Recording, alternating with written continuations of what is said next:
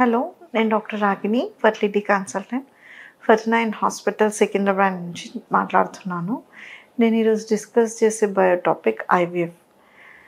IVF అంటే ఏంటి, మనకి ఐవీఎఫ్లో ప్రొసీజర్స్, స్టెప్స్ ఏముంటాయి, దాంట్లో సక్సెస్ ఎంత ఉందని కనుక్కుందాం.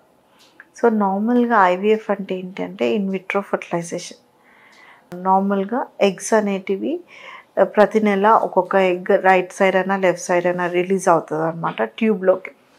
స్పర్మ్ అనేది సర్విక్స్ నుంచి యూట్రస్ నుంచి ట్యూబ్ వరకు వెళ్ళి ఎగ్ ఇంకా స్పర్మ్ ట్యూబ్లో కలుస్తుంది అనమాట. సో ఈ ప్రొసీజర్ అనేది నార్మల్ అవ్వాల్సిన మెకానిజం. కానీ దీంట్లో మనకి ఏ రకంగా అయినా స్పర్మ్స్ నంబర్స్ తక్కువ ఉన్నా, లేదంటే ట్యూబ్లో ఏమన్నా బ్లాక్స్ ఉన్నా, లేదంటే ఎగ్ టైంకి రిలీజ్ అవ్వట్లేదా, ఎగ్ ట్యూబ్ వరకు రాకపోయినా, ఎగ్ ట్రాప్ అయిపోయినా, అంటే ఎగ్ రిలీజ్ అవ్వట్లేదు, ఇవన్నీ ప్రాబ్లమ్స్ వల్ల మనకి న్యాచురల్ ప్రెగ్నెన్సీ రాకపోవచ్చు. సో ఇవన్నీ బ్రేక్ చేయడానికి, ఇవన్నీ కనుక్కోవడానికి మనం ఐవీఎఫ్ అనేది యూజ్ చేసుకుంటాం. ఐవీఎఫ్లో నార్మల్గా పీరియడ్ అయిన సెకండ్ డే ఎన్ని ఎగ్స్ ఉన్నాయో చూసుకొని 10 days కంటిన్యూస్ ఇంజెక్షన్స్ ఉంటాయన్నమాట.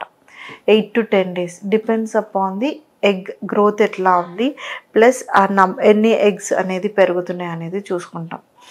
సో లాస్ట్ ఎగ్ సైజెస్ మంచిగా వచ్చిన తర్వాత, ప్రాపర్ అడిక్వేట్ సైజ్ వచ్చిన తర్వాత మెచ్యూర్ చేయడానికి ట్రిగర్ ఇంజెక్షన్ ఇచ్చేసి ఎగ్స్ బయటికి తీస్తాం. బయటికి తీసిన తర్వాత దానికి గ్రేడింగ్ అనేవి ఉంటాయి. M1 embryo, M1 oocytes, M2 oocytes, జీవి అనేసి సెగ్రిగేట్ చేసుకున్న తర్వాత M2 oocytesలోకి మనం స్పర్మ్ ఎక్సీ చేసుకొని ఎంబ్రియోస్ తయారు చేయడం అవుతుంది. యూజువల్గా ఎక్సీ చేసిన 0 day తర్వాత 3 days ఆగితే మనకి Day 3 ఎంబ్రియోస్ రెడీ అవుతుంది. Day 3 ఎంబ్రియోస్ ఇంకా ఫర్దర్గా కల్చర్ చేసుకుంటే Day 5 ఎంబ్రియోస్ వరకు వెళ్తాయి అన్నమాట. So depends upon patient to patient ఎన్ని ఎంబ్రియోస్ ఉన్నాయో, ఎన్ని క్వాలిటీ ఇష్యూస్ ఎట్లా ఉన్నాయని చేసుకొని అట్ Day 3 అన్న ట్రాన్స్ఫర్ చేసుకోవచ్చు, ఫ్రీజ్ చేసుకోవచ్చు, Day 5 అన్న ఫ్రీజ్ చేసుకోవచ్చు. అకార్డింగ్లీ నెక్స్ట్ సైకిల్ ప్లాన్ చేసుకొని ట్రాన్స్ఫర్ చేస్తాం. సో యూజువల్గా ఇక్కడ మనకు కొన్ని తెలుస్తాయి, ఏమేమి బయటపడతాయంటే ఎగ్ పెద్దగా అవుతున్నా సరే కొన్ని ఎగ్స్ ఎంటీగా ఉంటాయి, ఎంటీ ఫాలికల్స్ డిటెక్ట్ అవుతాయి.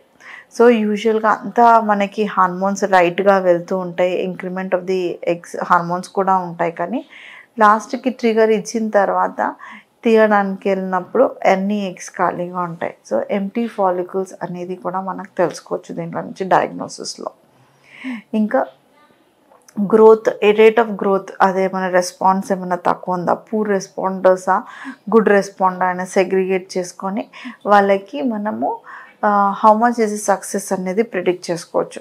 సో ఇన్ డీటెయిల్గా మనకి ఎగ్స్ ఇంకా స్పర్మ్స్ విషయాలు, ఎంబ్రియోస్ విషయాలు తెలుస్తాయి కాబట్టి మనకి సక్సెస్ ఆఫ్ ఐవీఎఫ్ బెటర్గా ఉంటుంది.